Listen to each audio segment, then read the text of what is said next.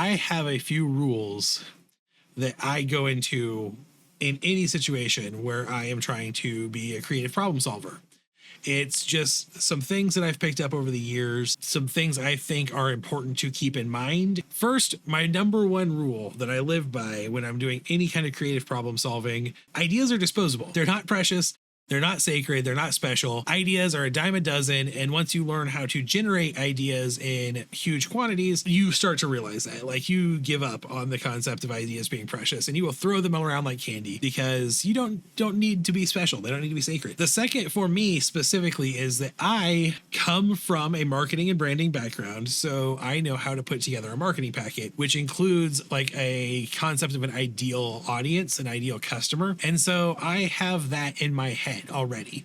What is that person? What is that customer going to enjoy that I can make? What am I going to be able to make for them that they will like? And so that's where I start. Rule 3 is, once you have the rules in place, once you have this governing, the fun and all of the excitement and creativity really comes from the process. So like, a lot of people look at my way of doing rules and things and go, that kills creativity. And I feel the exact opposite. I feel like once you've got everything in place, like gates make the best creativity. The hurdles are what gives you the inspiration.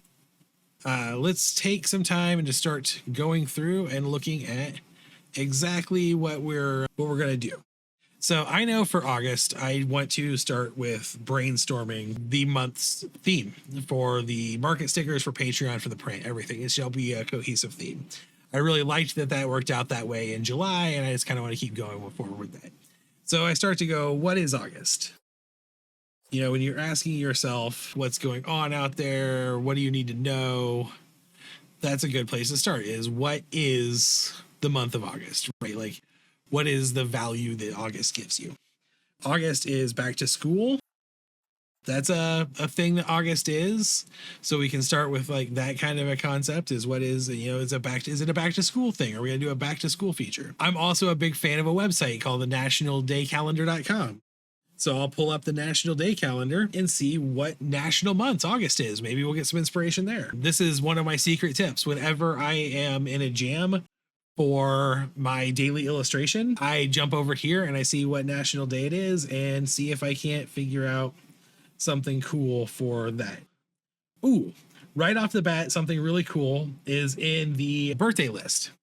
So I don't normally look at the birthday list, but this just happened to catch my eye.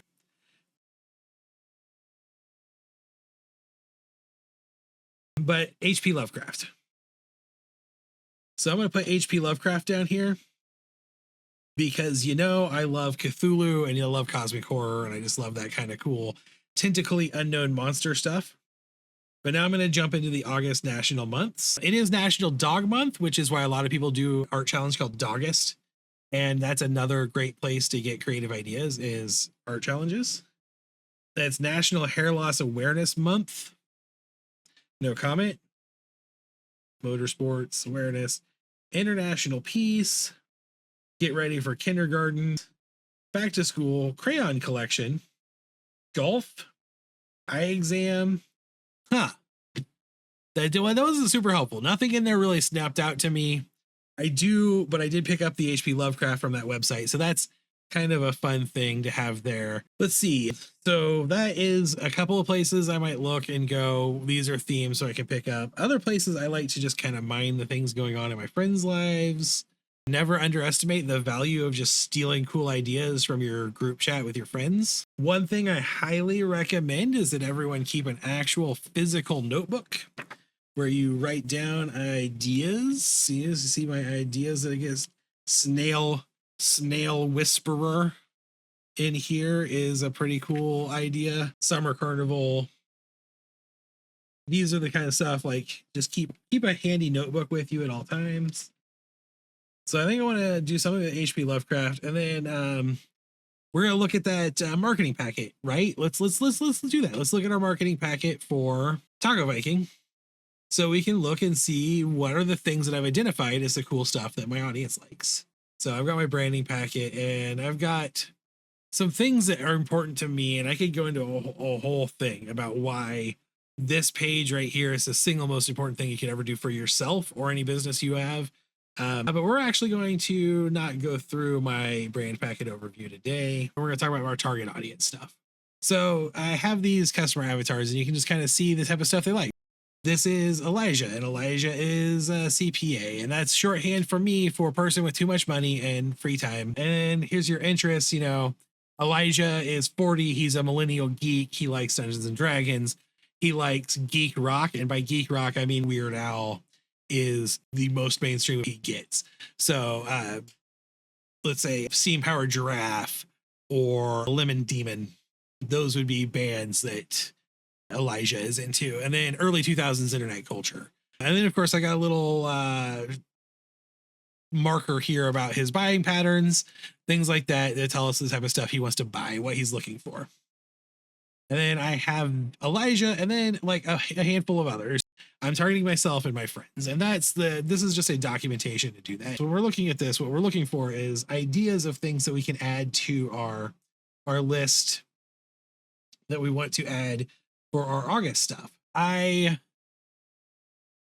really want to focus in on Lovecraft and back to school. So that's where we're coming from. We're going to go Cosmic Horror back to school. So now the next thing we got to do is we got to figure out how many of these stickers we need to design this month, right? It is August. So how many Saturdays do we have in August? 1, 2, 3, 4. We got 4 Saturdays, and then I like to do a Patreon exclusive sticker. So we need to do 5 stickers. And then a print. Okay, so I have recently realized that my best art comes when I embrace the fact that I draw little dudes. So I think we're going to do character design stickers. The Cookout Crusaders were really popular for July. So let's do something similar. So let's do 5 characters, and we're going to do back to school. So let's go ahead and have our bonus sticker be a teacher, because that makes it easy. And then we're going to go hardcore into our pop cultural fanaticism here and do some high school tropes. Let's brainstorm our high school cliques. I just did a little Google search to pull up just a list of cliques so we can figure out exactly what we want to do here.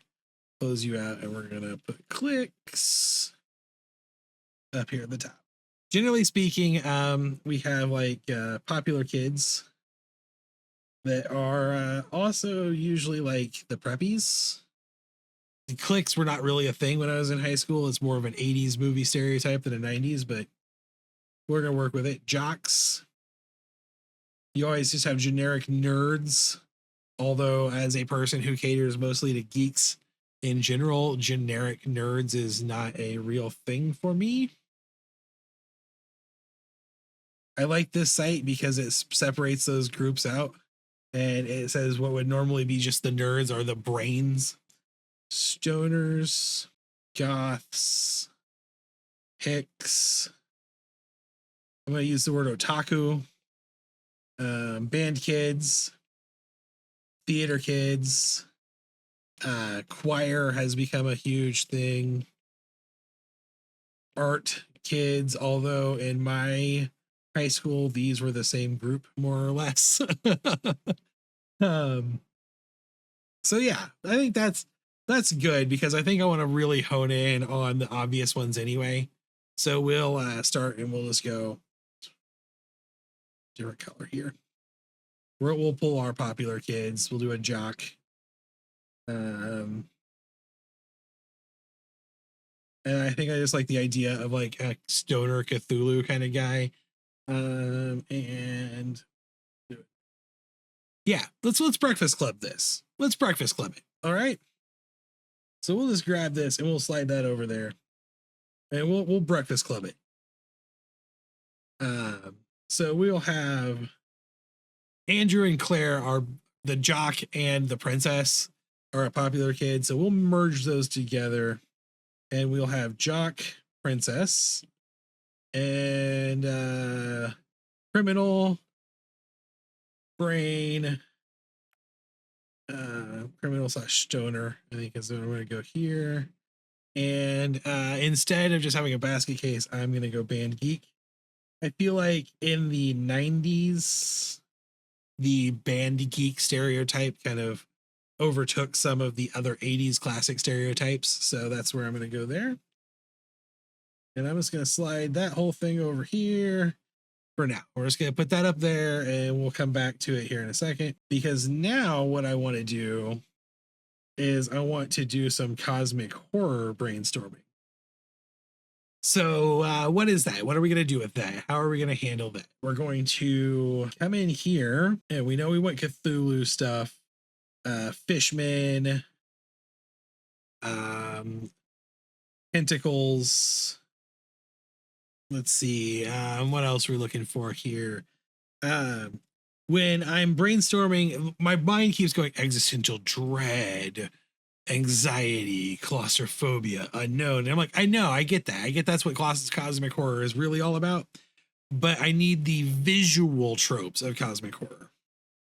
So we're gonna just again, let's never too bad to Google cosmic horror tropes.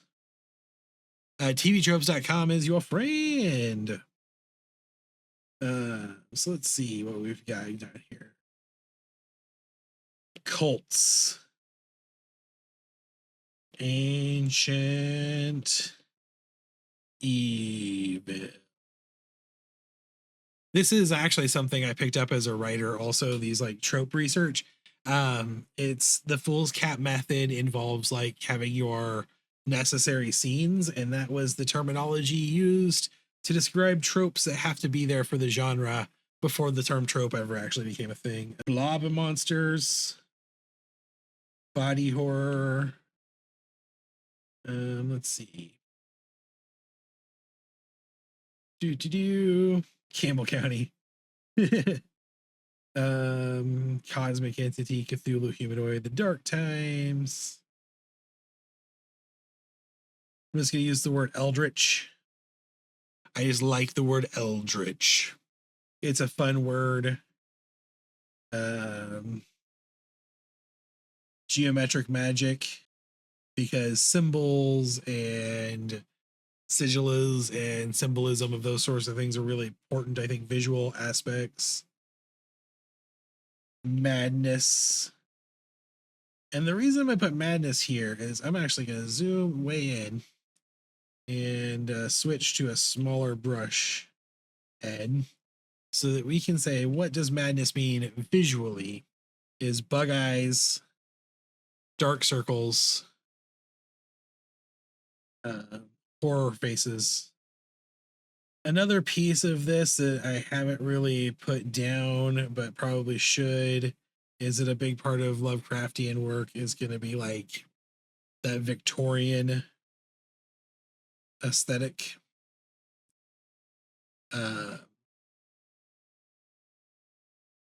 See some other things in here that might be fun. I like lots of eyes.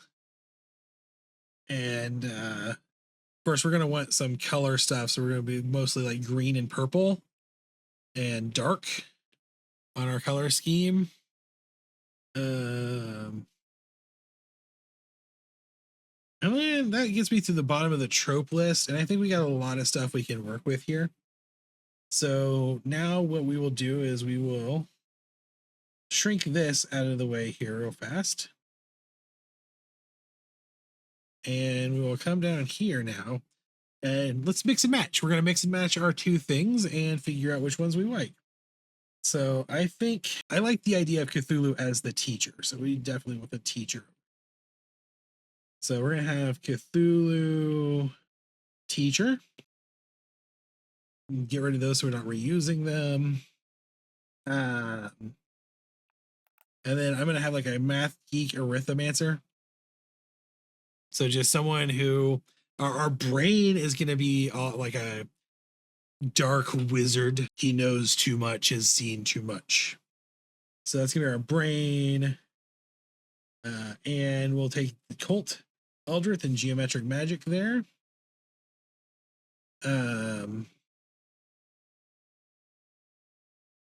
Let's go with our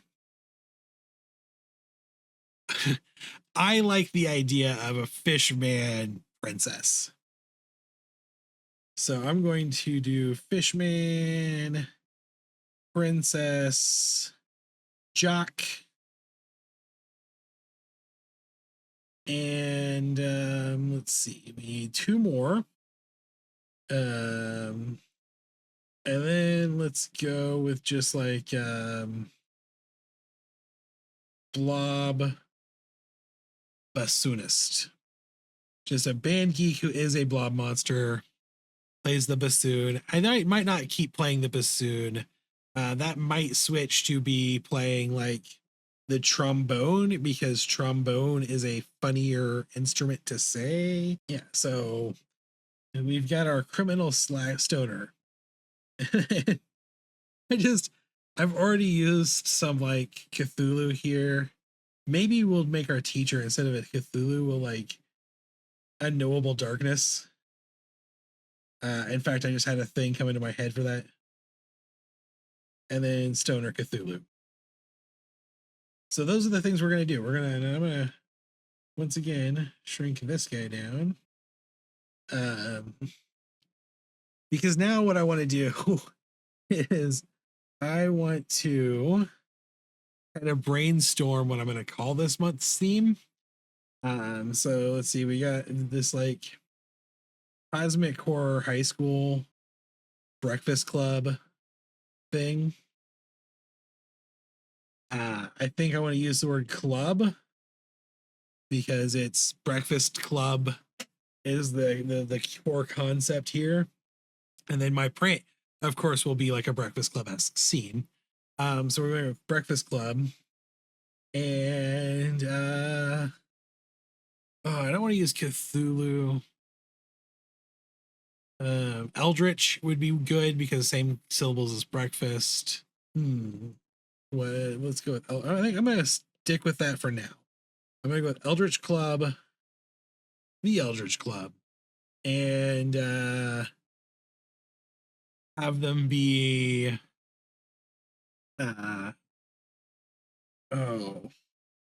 suddenly am drawing a blank. Portsmouth, Lovecraft, Innsmouth. So we will have them Innsmouth High Eldritch Club. I'm going to call it there. And then next time we will work on actually drawing these. So thank you for watching and joining me as I brainstormed August's theme stickers and print. I hope you will come back for the next video. We will start working on actually brainstorming some stickers. Make sure you are following me on all the socials. Make sure you're subscribed to the channel. Let me know if you thought this was useful, if you enjoyed it, all of those things, and I hope to see you next time.